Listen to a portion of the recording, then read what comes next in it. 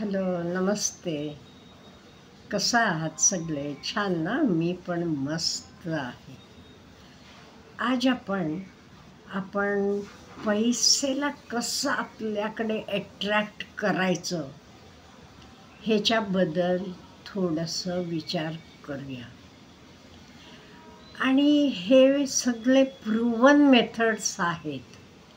हे मी तुम्हाला बरेच मेथड सांगणार. तुम्हाला जे शक्य आहेत ते तुम्ही करा. सगळे फॉलो करायला शक्य झालं की सगळे फॉलो करा, नो प्रॉब्लेम. आता पहिली गोष्ट, आपण पैसा कधी आपल्या घरात आला की त्याला रिस्पेक्ट दाखवायला शिकायला पाहिजे. हे बघा, पूर्वी पण आपल्याकडे ही पद्धत होती. काही पगार असेल, काही तुमचे घरातलं धान्य असेल किंवा महिन्याचे दुधाचे पैसे असतील, आले की आधी ते पैसे आपण देवापुढे ठेवत होतो. माहीत असेल ना?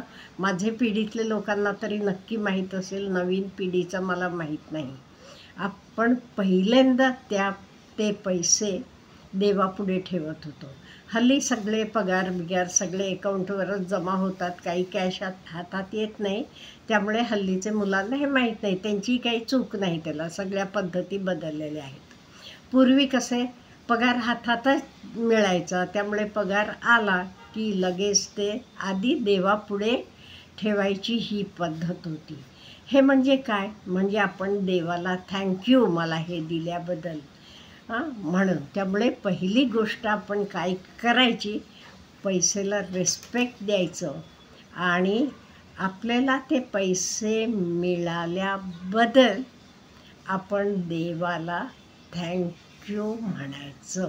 हे झालं पहिली गोष्ट. मला वाटतं हे आपण सगळे फॉलो करू शकतो. किंवा तुमच्या घरातलं शेतकरी असलात की धान्य म्हणा, आता विकून आल्यावर आलेले पैसे आधी ते देवापुढे ठेवायचे.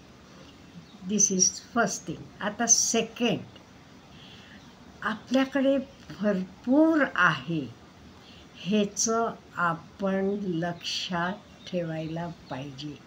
काही आपण खरेदी करायला जातो तेव्हा देतो, अयो 5,000 बिल झालं. नाही, असं विचार, माझ्याकडे भरपूर आहे त्यामुळे मी 5,000 देऊन हे खरेदी करू शकलो. माझ्याकडे पैसा असल्यामुळे मला मिळालेल्या वस्तूचं किती व्हॅल्यू आहे. त्यामुळे तुम्ही ते गेलेले पैसेकडे विचार करू नका. ते पैसेऐवजी तुम्ही केवढा आनंद, व्हॅल्युएबल गोष्ट घरात आणली त्याच्याकडे विचार करा आणि देवाला म्हणा थँक्यू. ह्याच्यामुळे माझ्याकडे पैसे असल्यामुळे मला आज हे घेता आलं. सपोज तुम्ही नवीन मोबाईल खरेदी केलात, यो मोबाईलसाठी 20,000 रुपये दिले असं म्हणू नका. माझ्याकडे पैसे देवानं भरपूर दिल्यामुळे मी हा मोबाईल घेऊ शकलो. पैसेनं मला ही शक्ती दिली, पैसेनं मला पॉवर दिला. आणि खर्च करताना सुद्धा असं माझ्याकडे भरपूर आहे, पैसे गेले माझे असं विचार करू नका. ह्या पैसेमुळे मला किती आनंद मिळाला, मला किती सुख मिळालं, ह्याचं विचार करा. ह्याचे नंतर पुढचं, आपण इन्कम टॅक्स भरतो किंवा तुम्ही कुठेही गावाला जाताना टोल नाकेवर टोल भरता. इथे आपण काय करायचं, आनंद व्यक्त करायचा का माझ्यामुळे किती जगाचं कल्याण होणार आहे किंवा तेच माझं काही खारीचा वाटा का असेना मी देऊ शकतो. टोल नाकेवर मी पैसे भरल्यामुळे हा रस्ता चांगला होऊ शकतो.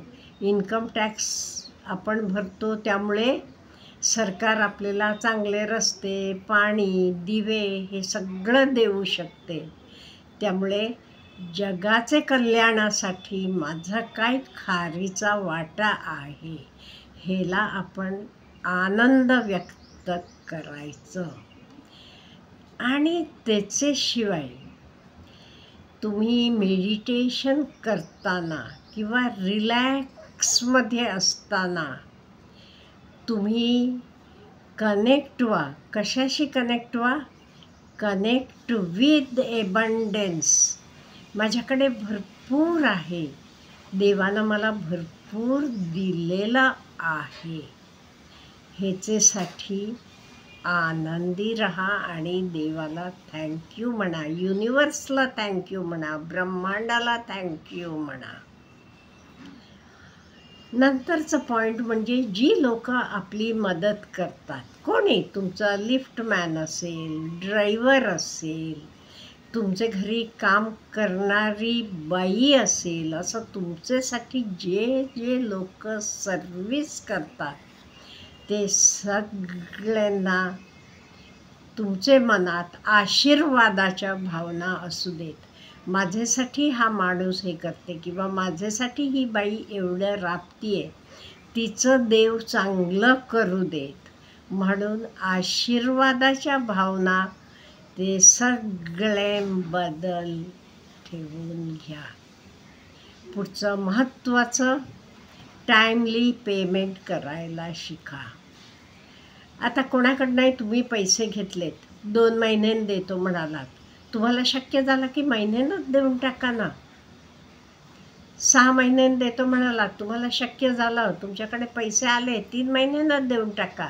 नाही ते काही लोकांचं असं थिंकिंग असते बघा, त्याला मी 6 महिन्यांनी देतो म्हणालाय ना, 6 महिन्यानं देऊ. नाही, तुमच्याकडे आधी पैसे आले की आधी देऊन टाका. आणि पेमेंट्स पण टाईमली पेमेंट्स करायला शिका. टाईमली म्हणजे आता दूधवाल्याचं 1 तारीख झाली, आपल्या घरात कपाटात पैसे असतात, मग कशाला ते ठेवून घ्यायचे? कशासाठी? आज काय लोकांचं मी बघितलं, आज अमावस्या आहे, आज पैसे द्यायचे नाही, आज शुक्रवार आहे, आज पैसे द्यायचं नाही. अहो, तुम्ही त्याचं दूध महिनाभर वापरलेलं आहे, खाल्लेलं आहे, प्यालेलं आहे, मग देऊन टाका. अशा वेळी असं काहीही करायचं नाही. शक्य एवढे लवकर आपण सगळे पेमेंट्स करा जायचं. पुढे आपण जे काम करतो तर काम आपण इम्प्रूव्ह करत जायचं. काही काम असू देत. तुम्ही स्वयंपाक करत असला ते आणि चांगला स्वयंपाक करायचा. तुम्ही ऑफिसमध्ये काम करत असला ते त्याच्यापेक्षा जास्त, म्हणजे कीप ऑन इम्प्रूव्हिंग. नवीन नवीन वाचत राहावा, नवीन नवीन नॉलेज मिळवत जावा आणि कीप ऑन इम्प्रूव्हिंग युअरसेल्फ. आणि एफर्मेशन कायम पॉझिटिव्ह एफर्मेशन ठेवा.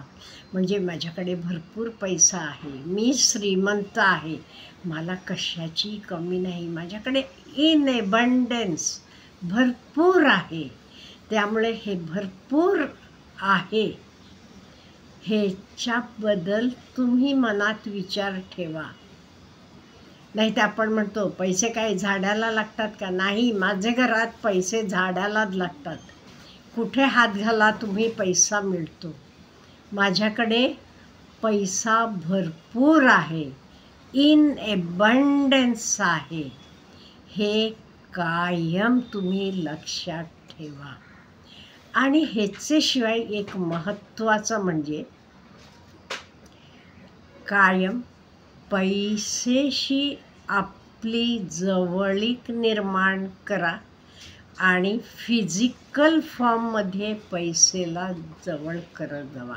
हल्ली आपलं सगळं ऑनलाईन पेमेंट असते, काही असते, तरी आपले पर्समध्ये 100 रुपये पण नाहीत, असं करू नका. थोडेफार का होईना फिजिकल फॉर्ममध्ये, म्हणजे पैसेचे फॉर्ममध्ये पैसे तुमचे पर्समध्ये तुमच्याकडे कायम असायला पाहिजे.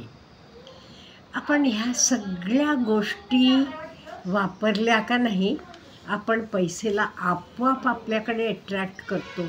नाही ते काही लोक काय म्हणतात, नाही पैसेवाले वाईटच असतात, पैसेवाल्यांची मुलं चांगली होत नाही, पैसा आपल्याला नको ते सवयी लावते. नाही, असं बिलकुल विचार करू नका तुम्ही. आज पैसेशिवाय तुमचं काही चालत नाही, हे लक्षात ठेवा. आज आपण जे कपडे घालतो, पैसे नसले की तुम्ही ते कपडे घेऊ शकता का? तुमचे मुलांना शिक्षण, पैसा नसला की तुम्ही शिक्षण देऊ शकता का मुलांना? नाही. त्यामुळे तुम्ही असं कधी विचार करू नका. पैसेबद्दल कायम चांगला विचार करा आणि कायम पैसेला रिस्पेक्ट करायला शिका. एवढं केलात का नाही, पैसा आपोआप तुमचे जवळ येत जाईल. अच्छा, हॅव ए गुड डे.